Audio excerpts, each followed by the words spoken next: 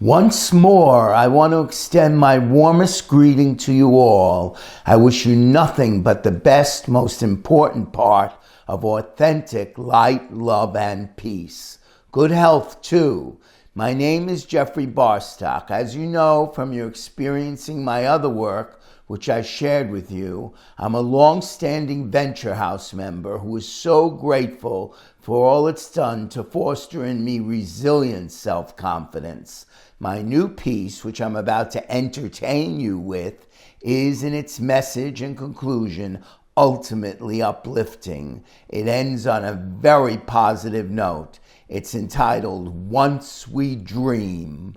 Through any of its expressed pain, it's somewhat dramatic, rife with underlying hope, to the point of ending joyously. In some ways, it turns out to be a budding love story, for it expresses love in how it winds up with, as I've said, a crucial good message in reference to anyone who, regarding the arts, creates. In the piece are three characters, all played by me. No costumes nor sets. Stage directions or descriptions are merely verbal. No violence, no thriller pyrotechnics, no foul language. It's as clean as a whistle. No musical showstoppers, no chorus girls, while through it runs a spiritual thread, but nothing simplistic. It's dynamic. It reveres God in unfoldment. Yet, considering how it ends, Valentine's Day lovers would most likely appreciate it. So, if you, knowing all that, decide then to experience it, I ardently, humbly thank you for your time and patience. Thus, Once We Dream unfolds with its dedication, which is as follows. A new, short, three-scene theater piece inspired by wise and all-powerful holy God as dictated into the heart-mind of his servant, yours truly, Jeffrey Barstock, who in penning it infinitely and fervently adores him. And now, Once We Dream.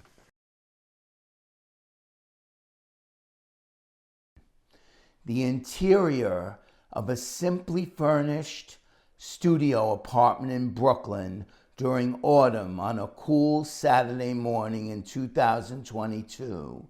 Here, a closed transparent window gives full view to fiery leaves that in their death are beautiful, on deciduous trees which mark life's meaningful cycles.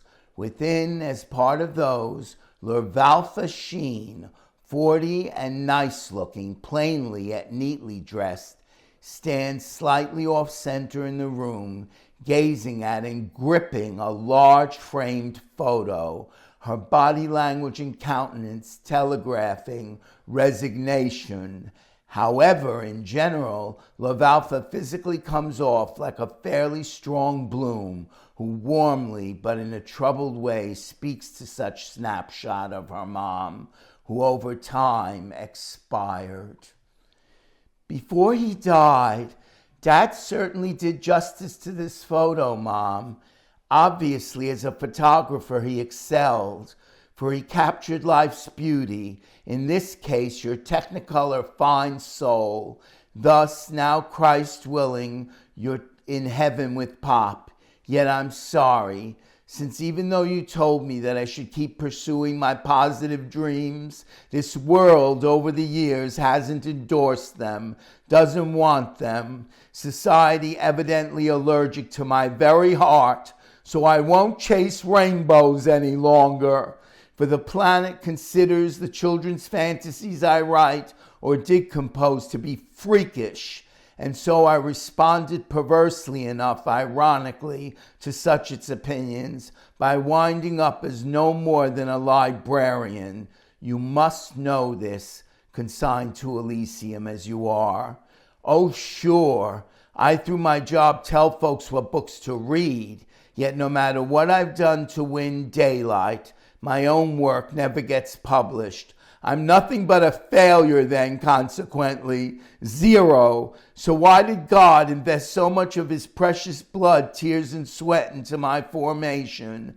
I don't know. Yet regardless, deep down inside me, he apprises me of the fact that by him, failures are loved too, since we all, me included, are constructed in his image to house important attributes. So much for some sort of at least divine compensation. Anyhow, this morning I'm about to exit from my job, so into obscurity I'll temporarily consign your blessed likeness. Meanwhile, please God, keep tending to my mom's soul as she sticks to worthy outcomes on our changing yellow brick road of marathon evolution. While Mom, I've got to go, all right? It's getting late. Sayonara. Now LaValfa kisses the photo and sets it down. She then dons her coat to exit quickly out her front doorway, locking the portal behind her. Blackout.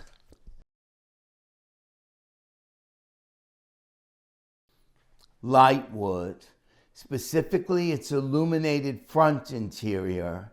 It is a quaint Brooklyn Public Library, 10 a.m. We note its various necessary trappings, namely the checkout counter behind which LaValfa now stands alone, quietly doing sundry busy work. As for relatively a short time she does, sudden strong zephyrs from the entrance interrupt her to herald the ingress of Basraladon, who is a 42-year-old, somewhat vibrantly dressed, beige-eyed, handsome man who by his graceful but masculine demeanor somehow exudes an otherworldly aura. He now approaches LaValfa with deliberate, dynamic movement until he stands right before her, near to and directly opposite her. As he to her speaks, she at once mentally notes his friendly facial expression. I doubt if this universe, nor anything beyond it, could ever again manifest the sort of unique, breathtaking, ravishing creature who now stands before me. You're a lovely-looking soul. Why, thank you. Is there some way that I, to you, can be of service? Just call me Baz, but my full birth name is Basraladon. I'm new to this vicinity. I ventured here for a tome, but to tell you the truth, the only way you can acknowledge me is to accept my invitation for under my wing or guiding influence to dine out into the whole wide world with me. Of course, the tab will by me be picked up. So what's the verdict, Miss or Mrs. LaValfa, Lor for short. So how could I thus indulge you? It's impossible, since you just walked in here. I don't even know you. That's easily rectified, being you will. Once in a safe restaurant, we break bread together. The closest couples, after all, were at one time to each other total strangers. Incidentally, your voice is delightfully splendid. It lilts. Not that I subscribe to reincarnation, yet if I did, I'd say that you in a past life probably made impressive inroads as a nightingale. By the way, LaValfa's an incredible name. It warmly sings, so necessitates my being exposed mentally to more of you. Therefore, I won't take no for an answer. Baz, listen, nope, excuses won't cut it, unless, of course, you're married. Are you? Have you a boyfriend? Neither. Through my life's journey so far, nothing worked out. But still, but what? Now that you've met me, aren't you as curious about me as I am about you? Considering your come on, sort of, yes. But I don't want to leap into anything. I've known heartache. Weathering a broken heart isn't fun. You exude such past, I see that. But it shouldn't cause you to never again take risks. ones which might open up to you new worlds for enrichment and growth, since your soul of Alpha is meant to expand, not like the extinguishing of a flame to implode. Otherwise, you'll lethally stagnate. You need to respirate spiritually, not be trapped inside a straitjacket woven from disappointing experience. Don't be Miss Havisham, then, from Great Expectations, that Charles Dickens book. She burned to death, you remember, from life-shunning decay due to her disappointment bitterness. Yes, I'm familiar with the novel. Then you don't want the same thing, figuratively or otherwise, to happen to you, do you? By shutting your inner self up through your heart like a telescope? No, I don't. So take me up on my offer. You're busy now, but when are you free? Tonight at 7 p.m. I'm off duty then. Perfect, wonderful. So at 7:15, you'll meet me at the cafe on the block edge near the space which accommodates this establishment. Don't be tardy. Depending on the context of its circumstances, punctuality is crucial as a virtue. My, you're a skilled operator. Fast. Of course, I don't believe in wasting time since it's precious. You can never recapture it once time's lost towards something important. See you tonight. What about that book you wanted? You still need it? Forget it. Books just delineate or describe life and other stuff on mere paper. This is life in action, which as far as it goes is more exciting, immediate. For getting to know you will for me outdo any fascination I could derive from only fiction, since I know there's more to you than meets the eye. I want to see it. Here's my card. He hands her his business card. As it states, I'm a school principal for an institution that traffics in delinquency among children and teens, which in my fervor to humanely reform them challenges me daily. It's rife with dangerously wild hooligans. Are you curious as to what led me into such vocation? Somewhat, I am. I wanted to do something that makes a real difference. For what could cause a greater impact on the world's grief than helping the potential shapers of tomorrow lead more meaningful, constructive lives by strategically, in a warm way, guiding them? Children so crucial to this, being I was once a callow youth myself. We all were. I see. Terrific. Thus secure the card and I'll meet you tonight. Maybe I'm misguided, but all right, Baz. Not misled. It's for your good. Just nourishingly adventurous, for it's always stimulating and rejuvenating to interface with new life forms or souls. Courage will season you for the challenge. So dig down deep inside yourself to discover the logistics of that. See you later. Yes, see you. Adios. Until then, bye-bye, Baz. They shake hands. He blows her a kiss and exits until she watches him go. She then glances down again at his card. Basralladon Helix. Adventure awaits me, though God no doubt will reveal to me all I'm getting myself into. It, I'm sure, like a hidden, intriguing Mars flower, will this night unfold. Through an anticipating smile, the Valfa sighs and tucks the card away during a blackout. The softly lit, uniquely appointed interior of Cosmic Crunch, a constantly open cafe on the designated block edge. Inside, at a cozy little table, sit Basralladon and Lord Alpha opposite each other. The remains of the food and drink they've consumed is in practically empty dishes and tumblers. A waiter addresses them.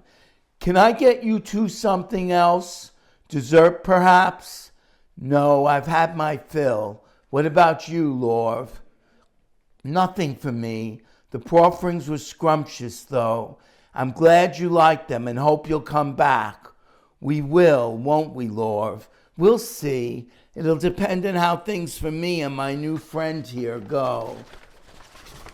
Your credo is evidently optimism. Now, Baz, your name, waiter? Nargo. Refreshing moniker, Nargo. You've got our check? Here you go. Nargo hands it to him. Thanks. We'll be leaving soon. Take your time. It was a pleasure serving you. You're a great waiter, which the gratuity will vouch for. Yes, wonderful service. Have a good night, folks. Ciao. Waiter exits. Bazraladon looks at check. Minimal damage. Just kidding. I certainly hope so. Thank you for treating me. He lays check aside. It was my joy to. So tell me about your hopes, your dreams, things concerning your life you want or at one time did wish for. Ah, Baz, you see through me like a spiritual x-ray machine. Yet here goes.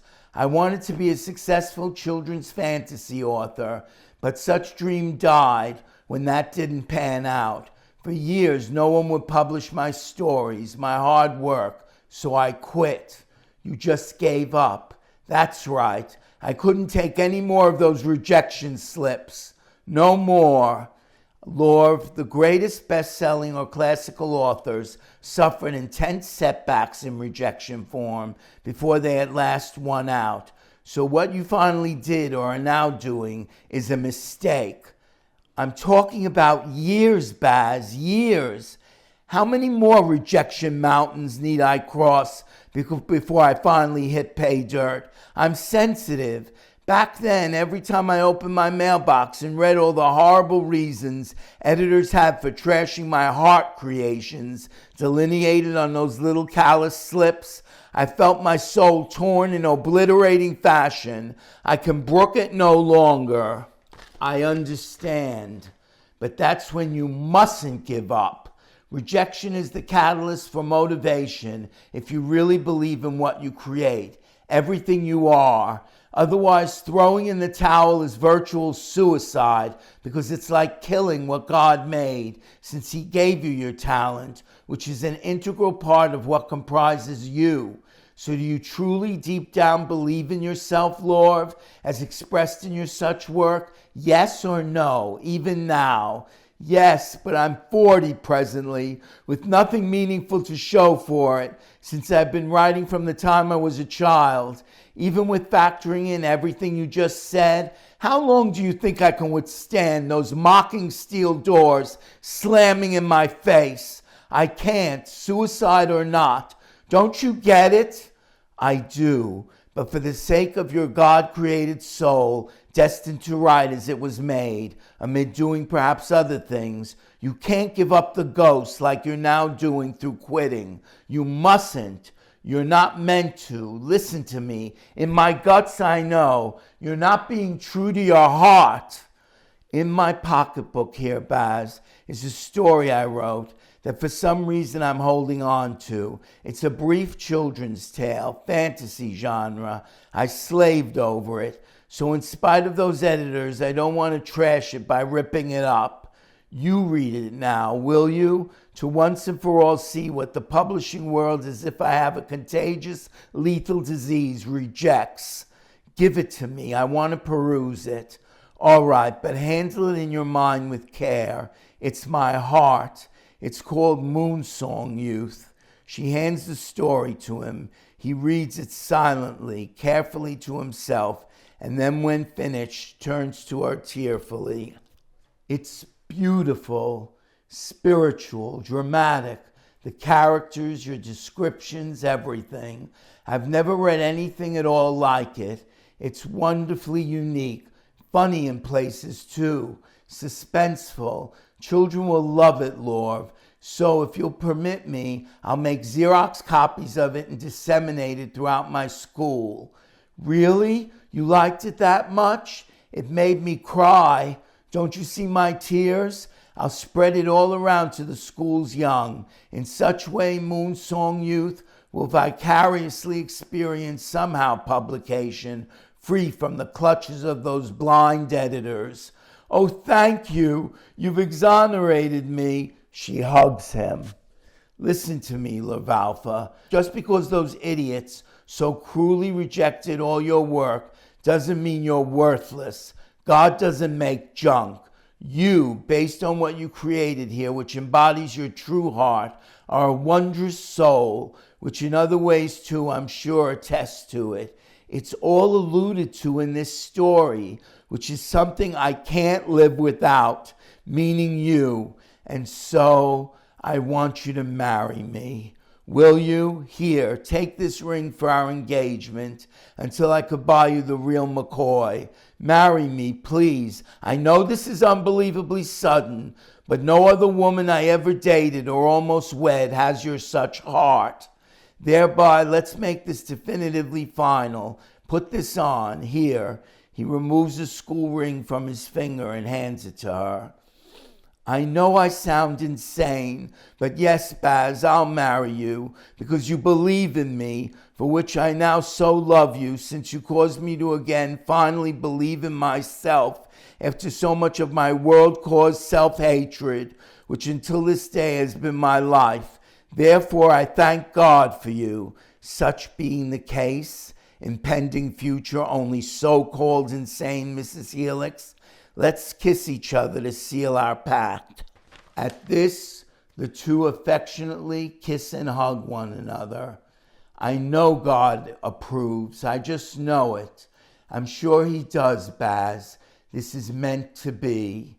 They hold hands together now and lovingly gaze at each other as all light fades into one last blackout.